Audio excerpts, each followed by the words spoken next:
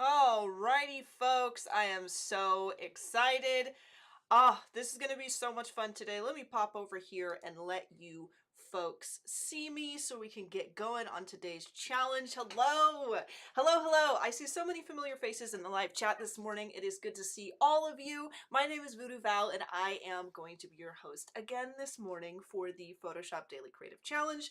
And we're going to be getting into some animation today. Now, I have done some animation challenges in the past before, and today what I'd like to do with our animation is to give you a few pro tips about the export process when creating projects in the Photoshop timeline, but I'd also like to share with you some tips and tricks for using free transform. Free transform is probably something that all of you have used before, and there are some nifty little things that you can do with it, which I don't really show very often. So we're going to dive into that today, and it should be super fun. So if you take a look at the description below, as always, there are starter files there for you to download and work along with me today. I've got some moving pieces and some working parts for an animation today, and our theme is actually working with some kind of 80s arcade style graphics. So I'm going to pop over here for a moment. Let me make sure everything is situated properly. I'm going to be working on my larger monitor today so that everyone can see all of the different details and things we're going to work with. So hopefully you folks can see that, I believe. All right. So yeah, I've got my big monitor up so that we can look at our timeline and all of these things. And challenge number 3 is animated arcade GIFs. Animate buttons, joysticks, and the screen of an arcade machine using the Photoshop timeline. And I really like how this illustration turned out. If you take a look and kind of explore our starter file for today, obviously we have our info group so that you can hide that as you dive into the work. But if you open the arcade machine folder here, our little group, you can see there are a lot of different pieces in here. So we have our joystick, we have our joystick base, we have our button, and we also have a second state, so to speak, for our button so that our button can press as we hide and unhide our layer here, which is pretty cool. So I'm going to go ahead and make sure that our button is in its upward state here just by making sure the button layer is turned on. We also have a group in here for our screen so that we have the screen itself on its own layer, and also our little blast for our Adobe Blast game. And then we have our arcade machine, obviously. So everything is nice and neat and separated, and I have illustrated this with the handy dandy dissolve brush. I use it all the time now. I probably a brush that I use every day, which I will definitely go over. But one of the things I want to point out, the reason why using a dissolve brush is so awesome when it comes to creating GIFs and animations, especially GIFs specifically in Photoshop, is because when you export a GIF in Photoshop, you have a limited amount of colors that you can use. And if you would like to create gradients and detail, I'm going to make a new layer here just to show something to you. If you would like to create layers and detail, gradients and things for a GIF, and you're using a brush that has a gradient to it, it can be difficult to preserve a small amount of different colors rather than getting an array of them. So if I come over here with our dark blue color, you can see I paint in here. And we actually have not just this blue color and the orange color of our background, but we have this gradient of all of the colors in between, which adds more colors to the list of those contained within the file. But if I change my brush to dissolve, I still get an interesting gradient, but you can see it is it is separated by pixelation. It is at 100% opacity and just scattered through like so. So really we're only adding one more color to our list, keeping our level of colors down, if that makes sense. So as you create GIFs, I highly recommend setting your brush mode to dissolve so that you can maintain a high quality GIF at the end. We're going to be working in the timeline, which means I am going to uh, uh, pull up our timeline window. Ted, dissolve brush in the first 2 minutes of the stream. Wow, I know. I use this brush all the time. I'm sure half of you are sick and tired of it, but there are so many good applications for it, I really can't help myself.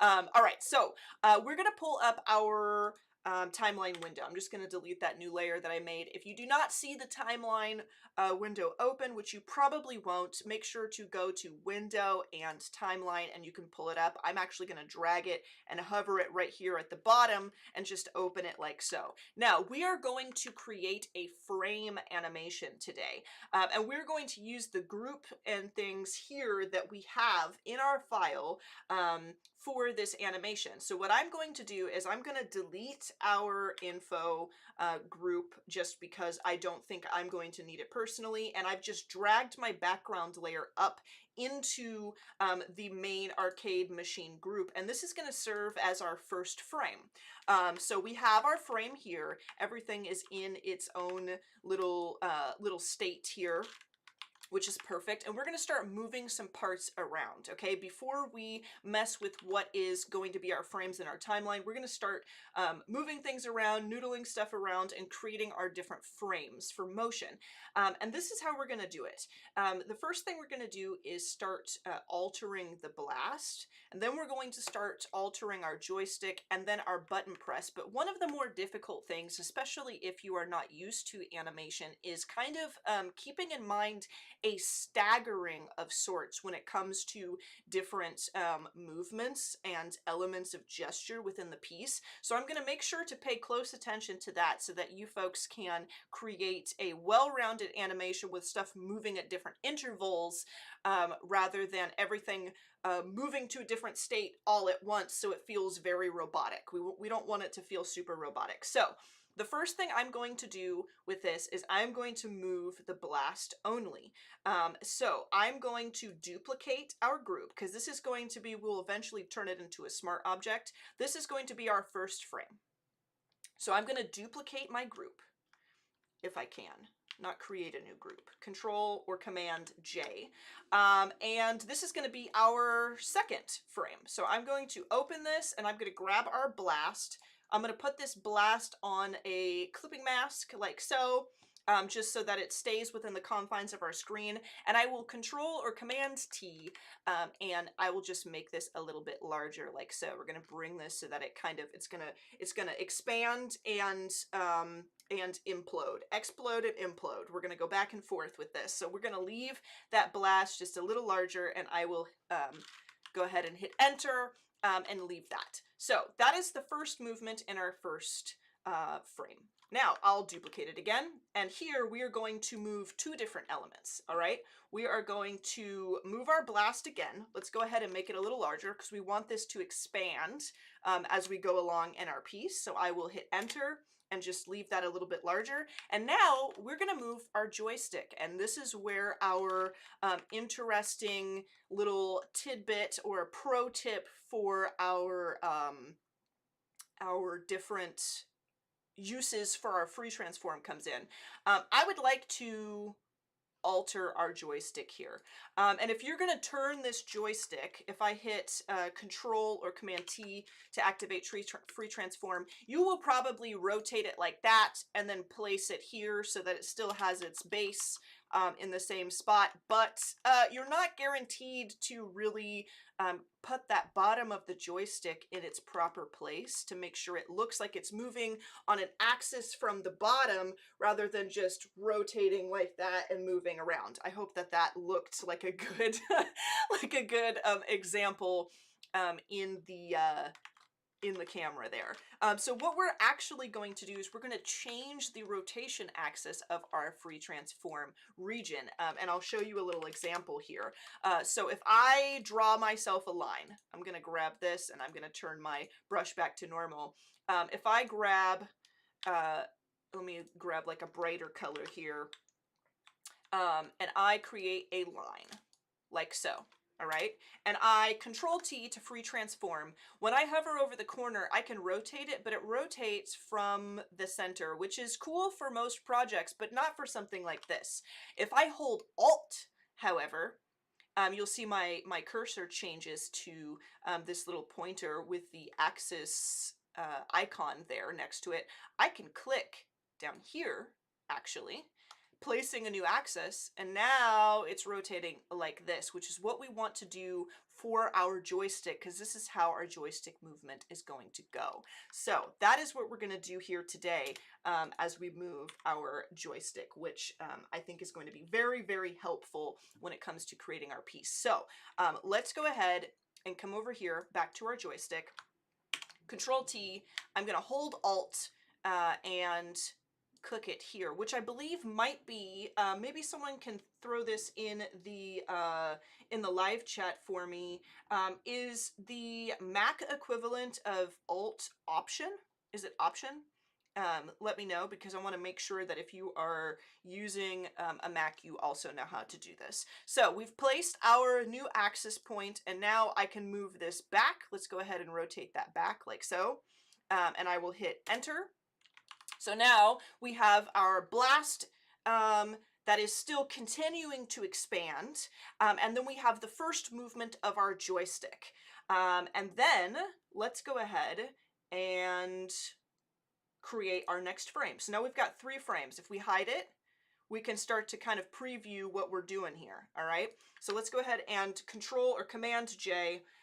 Yes, it's Option. Okay, so it's an Option, hold Option and click to add the new rotation axis to your free transform if you are using a Mac. Let's do Control or Command J to duplicate for our 4th frame, and we are going to continue with our blast expansion. Boom. Let's make it a little bit bigger there. Love it. And then we are going to move our joystick, because we need to move our joystick. So I will Control or Command T to free transform, hold Alt or Option and click the base here of our joystick to change our rotation axis, and I will bring it back to our center here, like so, and I've got my little, there we go. Bring it back to our center, and I will hit Enter. And then we are going to start in with our button press. So let's go ahead and come over to our button. I'm just going to unhide our button in the upwards position so it looks like it has been pressed. So by this this frame, we will have added in a 3rd gesture. All right, and then we're going to start kind of moving things forward, waiting a little bit of time in between our button press so it's not just moving up and down the whole time. We want to just have it click at some point during our animation here. So let's go ahead and duplicate again for our 5th frame. And let's come into our blast. Let's make our blast even larger, like so. Boom. Starting to take up our screen. We can come back into our joystick like this. Let's go ahead and Control T.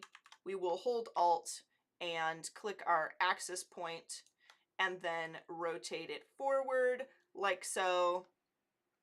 And then we are not going to mess with our button. We're gonna wait a frame to mess with our button. Okay, and then we will close that, Control or Command J, and open this, and then we can mess with our button. We'll put our button back in the upward position. We will move our joystick back to its center position.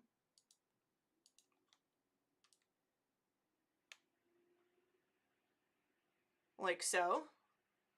Back, back, back. And I've got my little preview for the degrees of rotation there that I'm kind of looking at to make sure it's placed in the right place. Enter. And then we will increase our blast yet again. All right, boom. So now we have our our different frames. And I suppose we could add another frame if we wanted to, just to expand so that our entire screen is yellow if we want. We could Control J or Command J and then just come in and make this blast larger one last time. We could even move it a little bit just so that it really takes up the full screen, just to transform it gold there.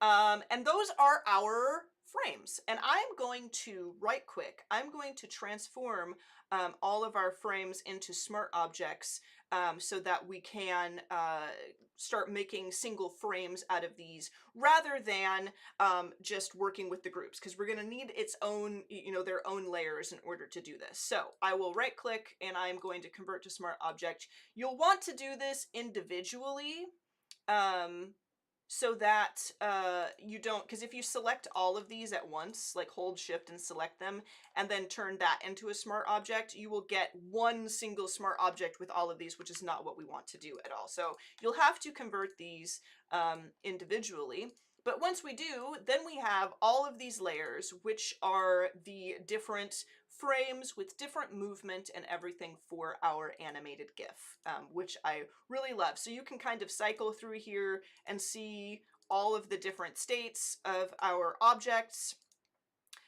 which I love. And now we are going to create a frame animation. So we've got all of the movement and everything prepared. So let's come over here. When you have your timeline opened, which again, if you go to Window and select Timeline from the drop down, you will have the option to create a frame animation or create a video timeline. We're going to create frame animation, so I'll just click that. And you can see what it does is it adds one frame here, and it's the frame that we are selected on. But what I'd like to do instead is click our little hamburger menu here in the bottom, or the top corner rather, of our window, and say make frames from layers. This is why we created all of our frames beforehand, because if they're all prepared, then I can use this feature, make frames from layers, and you can see it's added all of these frames into layers for me. And if we hit play, you can see that it kind of cycles through them for us. Now, one thing with this, I'm going to actually hit Control Z or Command Z, is it goes through it once and then it starts from the beginning. But we can duplicate all of these if we want it to kind of boomerang back and forth so that the blast expands and contracts and expands and contracts. And all you have to do that is, what I'm going to do is just hold Alt and drag. We'll drag our layer 5 here, and then grab our 4 and drag 4 up to the top, grab 3 and drag 3 up to the top, grab 2 and drag 2 up to the top, and then grab 1 and grab 1 up to the top. So holding Alt basically allowed me to click and drag a copy up. So now all of these are in reverse. So it goes from 1 up to 6, and then a reverse order of all of them. So now, if I say create or make frames from layers, we have all of these, and I can play it, and boom, and you can see we have a little joystick movement, we have our little explosion expanding and contracting, and we have every so often our little button presses, which is a lot of fun. Can I slide myself over to the other side of the screen? Oh yes, yes, absolutely. There we go. Let me know if I need to recover anything. In fact, what I can do actually is I am going to drag myself like this. I'll drag myself over to the center. I know this might be a little bit awkward, but I think that's probably better. All right, so I'll actually add all of our frames back so that you can see. So let me go ahead and press Control Z. So I have created all of our frames, and you can see there's only one frame in here. So when you say create frame animation, it will just add one frame in here. And then you click your hamburger menu, and you can say make frames from layers, and it will add all of them here. You can also see that there is a time for each of our layers, and we can actually change each individual layer to a longer or shorter duration of seconds. One thing that is kind of cool to do as well is to change the final frame to be longer so that it will run through the animation and hold, and then run through the animation and hold. Kind of depends on what you're doing. For this one, I don't think that it's absolutely necessary, but we could change, if we hold shift, click one layer, and then click the farthest layer there, we could change them all at once. So if I want there to be half a second in between, then we can play it. It kind of gives it a robot-y crawl, which I don't prefer. However, so I will just leave it at 0 seconds, and that works for me. So we have created our animation. We've noodled with all of the frames. We've got all 3 of these different gestures and things together, and now we are ready to export. And this is what I was talking about when it comes to the export, why using the dissolve brush is very, very important, because we are only allowed to have a certain amount of colors when it comes to exporting GIFs from the timeline. So if we go up here to File and Export, we want to go to Save for Web Legacy. And this opens our folder or our window here, Save for Web 100%. I'm going to zoom out, and you can see there is a slight variation. I will advise here that until I started doing GIFs a little more often, the quality of our GIF that is shown in our preview window here looks a lot less, a lot lower quality than what you will actually get. And when you press play and preview here, it will preview a lot faster than the GIF will actually appear once it's saved out. I will tell you that now so that you don't get super confused when you come here. But you can see this is our color table, and I have my color set to 256 here. I've made sure I'm on GIF, and I usually go with the default that is in here for selective and diffusion. This is where you can export your GIF. You want to make sure, as I said, make sure it's set to GIF. If you've never exported a GIF, some of these might be different than they look for me, so keep that in mind. But what I'd like to do is export it and show you what we get when we export our animation. So I'll go ahead and say Save, and it's going to open my little menu here, which I will, I've done a test already, and I'm just going to call this test on stream. Maybe I should spell stream right. So I did a test beforehand, and I did a test on stream, and I'm doing our version on stream here with a detailed background, just in case it adding these colors adds gives it less quality. And I will also show you the test I did earlier with a solid color background. So let's go ahead and save that. It's going to load for me for a second, and now I'm going to go over and pull up my file so that you folks can see it. So let's come over to my folder and let's take a peek. It's actually not bad. It's actually not bad with the detail in the back. Hopefully you folks can see that. There's my little GIF set.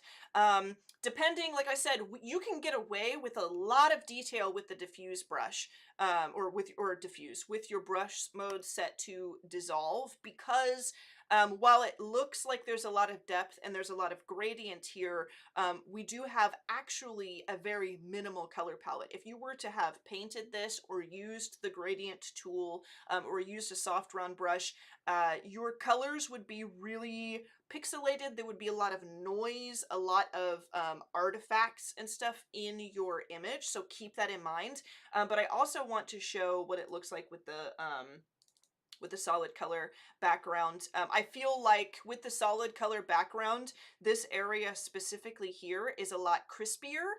And I did that just to see if we take more colors out of our final product, how high quality will our end product be? And that is something to keep in mind too, because you might do the same exact animation that I do, but if your if your animation is different, if you decide to add your own illustrations and your own assets and elements into this, you might export an end product GIF that is not high quality enough really to share online, that just looks very unprofessional because there's so much in it.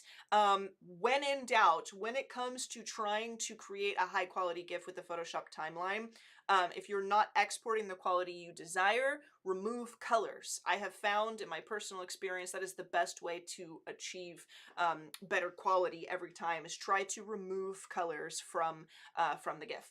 But that is all the time I have for you folks today. I hope that you have enjoyed this challenge. I know I have had a blast. I can't wait to see what you folks post in the Discord. Please share your challenges in the Discord so I can take a look at them later today. I've seen so many wonderful challenges already submitted, and I can't wait to see more. Stay tuned because the rest of the DCCs are coming up after me, and I will see you folks again tomorrow morning bright and early for challenge number 4. Adios, folks.